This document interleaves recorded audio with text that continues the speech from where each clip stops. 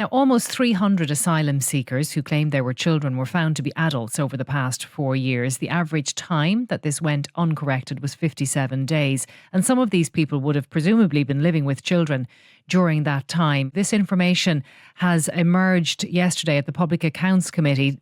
Outline for us what was learned. This is an ongoing issue that the Public Accounts Committee is scrutinising with TUSLA, and TUSLA say that there's been a big increase in the number of young people being referred to them in the last 4 or 5 years, and about almost 300 of them who said they were children were subsequently found to be adults. After they interrogated the claims and looked into them. That's the main meat of what they're telling the Public Accounts Committee. And the problem seems to be that there is no legal basis for TUSLA to check anyone's age when they come to them. Is that right? Yeah, TUSLA's in this kind of legal sort of quandary, I suppose, or they're lacking a legislative basis to carry out age assessments. So just to explain, so under the International Protection Act, which is a 2015 piece of legislation, if a person comes into a port of entry and says they're a child, or the immigration official believes that they probably are a child and that they're unaccompanied, they must, under the legislation, refer them on to TUSLA. And under that legislation, TUSLA must give them the benefit of the doubt that they are a child, and they must accommodate them. So TUSLA has to take them, but they don't have a legislative basis on which to carry out age assessments. So their way around that is that they have a legislative basis for assessing them for eligibility for their services, which is in effect a test on whether they're under 18 to be eligible for those services. Now, we had a statement from TUSLA this morning, and they say that from June of this year, so from next month, the International Protection Office will be responsible for and has committed to the undertaking of full age assessments under the new International Protection Act, which commences next month. So this will revert back to the International Protection Office to check. Yeah, and I'm sure TUSLA will be very relieved about that, because, that they say that this is an issue of significant risk for them. I'm sure they're worried that there could potentially be cases coming their way, down the line, if people feel that they were a child who was in a child residential centre and an adult was placed in with them, albeit inadvertently, and that there are risks both to inadvertently placing an adult in with children, but also then, which I'm sure your contributor there from Safety Net will talk about, is there's a risk if you put a child inadvertently, not believing they're a child, and put them in with adults. So there's risk all over this, and TUSLA is, in the middle of trying to manage that. And I'm sure they'll be very relieved that the Department of Justice and Immigration are going to take this off their hands. Well, these were the fears that were expressed yesterday at the Public Accounts Committee, both by the committee, but also from HICWA as well, and TUSLA, that you're placing child asylum seekers at risk if you're putting these adults in with them, not knowing that they are adults. It is a desperately risky situation. Yeah, and some of them are, which is another issue, are being placed in these unregulated, uninspected placements called special emergency arrangements, where there aren't properly qualified staff to supervise, really vulnerable, traumatized young people and potentially young adults. So it's fraught with potential risk. And we saw what happened with the murder of Vadim Davydenko last year, or the killing of Vadim Davydenko, in a special emergency arrangement, which was housing unaccompanied minors. So they're potentially very, very volatile places. Mm-hmm. Angie, to bring you in, Dr. Angela Skuce from Safety Net, I have a message from a listener who says plenty of other European countries medically test applicants who claim to be children, and they want to know why we aren't doing this. Can we do that? Do you know? Yeah, I do know, and we've come across many of these what they call age disputed minors over the years, and we've done a lot of research into it, and there is no way to determine somebody's exact age. The definition of an adult is a legal definition of somebody who turns 18, and we know that people don't suddenly mature on their 18th birthday, so there's no physical exam or investigation that you can do that can tell how old somebody is. People talk about things like dental examinations and x-rays of bone age, but that will give you somebody's age to within about 5 years. So it's wildly inaccurate. People also talk about psychological assessments, but a psychological assessment will give you an idea of how mature somebody is, which often is quite different to their age. And I think anybody who has looked at a classroom, a 6-year classroom of children who might be 16, 17 or 18, there's huge disparity between the most mature and the most immature. So there is absolutely no way of telling how old somebody is. And in my experience, I think TUSLA's approach has been the right one. The figures I would be more interested to hear are not the number of adults we're mistakenly accommodating as children, because they could be all people who turn out to be 18 years and 1 month as opposed to 17 years and 11 months. I'd be much more interested to know how many children we have mistakenly accommodated as adults, because they're the most vulnerable, and even one of those a year would be too many. And that is happening too, is that what you're saying? That is happening, but thankfully much less than it used to.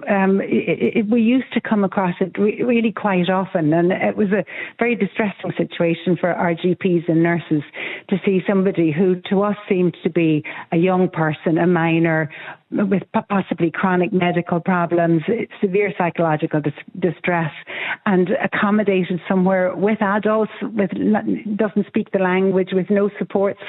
But that has improved really hugely over the last few years. I think as Ireland has learned how to best manage protection applicants, and we rarely see it now. And if we do, TUSLA respond immediately. We contact TUSLA, we ask for an immediate reassessment, and they will almost always respond the same day. So do you think people should be as concerned as I think they are, seeing the headlines today, on Kitty's piece written with Martin Wall about 300 child asylum seekers found to be adults in the last number of years? I mean, I think the general reaction to that has been that people are horrified that could be allowed to happen. But you seem to be not as concerned about it.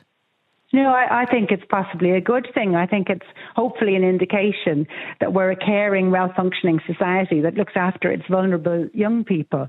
And my impression is, though I'm open to correction, my impression is that these people are being accommodated in shared accommodation with other people of the same approximate level of maturity. So when we see these young people in the care of TUSLA, it seems that if they're 16, 17, 18, they're in accommodation with other people of that age. They're not accommodated with much younger children who are 14 or 15. So my impression is that TUSLA have taken a very caring, pragmatic approach to it, that it doesn't matter what your actual date of birth is. What matters is how mature you seem to be and what your behaviour is like. And then you cannot assess somebody on the spot, but with the experience of staff living with these kids 24/7, they get a much more accurate impression when the person settles, they're relaxed into the country, and staff can make a much more accurate determination of their level of maturity. Kitty, I mean, I don't know how aware you are of the actual ages of the people involved here. Like, could it be the case that you would have a 24-year-old living with 14-year-olds? No, I don't. I not with 14-year-olds. I mean, if you had a very young looking 24-year-olds, they possibly could end up for a few weeks in a accommodation with sort of 17-year-olds. But I think a 24 would probably be quite older than usual. I think it really is the borderline cases between, as your colleague there was saying, between the 17 years and 11 months and 18 years and 1 month. And I suppose the issue that would strike me is that if there are age disputed young people, that they should be in residential centres where there's fully qualified staff and that there's a good staff ratio, because young people carry a lot of trauma, and their brains aren't fully developed until they're quite a bit older, and regulating their emotions and their trauma and that kind of thing. And I suppose the issue is if they're in a residential centre where there aren't sufficient staff and who are properly trauma informed, trained and all that kind of thing to manage them and to look after them properly, that's where things can go wrong. And that would be the horrifying situations that can arise, and we know do arise. Well, Dr. Angela Skuce, do you agree with that? That really is where the problem lies. If you have staff looking after these children or adults in these types of situations who are not qualified, that's where the risk lies. Absolutely. It doesn't matter how old somebody is. They need the care that they need. And these are young people who've come from horrific circumstances. A lot of them have had horrific journeys. They're not going to behave or feel like your average Irish 17-year-old. And people definitely need to be trained to mind them, to keep them safe, to keep the people around them safe, and to help them return to health. As time goes on, Angie, do you think that our systems are getting a better handle on looking after people who are coming into this country and assessing their level of need? Oh, definitely. All of the people I've met who do this kind of work care about the people that they're meeting. And we've gained huge experience over the last few years. The problem is that most of the people arriving have a high level of need, and it's expensive to provide high quality care and high quality services to them. And so there's a constant struggle for funding to get enough staff with enough training to provide what's needed. So we know what's needed, and we've got much better at recognising that for sure. But those special care places that are unregulated, they are still a significant problem, Angie, aren't they? They would be, Well, to be honest, I don't have any direct experience of them. But if there are placements like that are unregulated and unsupervised, that will be a huge concern. Those placements are still happening, aren't they, Kitty? We hear about them a lot, and they sort of exist outside of the regulatory system. Yeah, they do still exist. I mean, TUSLA, in fairness, is reducing their reliance on them, and I think there's about 70 young people in special emergency arrangements. The majority of them actually are coming from Irish households, not unaccompanied minors. It goes back to funding. TUSLA is chronically underfunded. They get half of what they ask for every year. They ask for, the Department of Children doesn't get the sanction from the Department of Public Expenditure to give the funding, provide the funding that TUSLA needs. So this all, it all goes back to deeper and the budgets. If TUSLA had the funding to recruit the staff, to pay them, to retain them, to recruit them and retain them, things would be a lot better and safer for children, both unaccompanied minors and from Irish households. Okay, well, Kitty, we'll leave it there. Thank you very much to Kitty Holland from the Irish Times and Dr. Angela Skuce, who's Safety Net Primary Care Medical Director.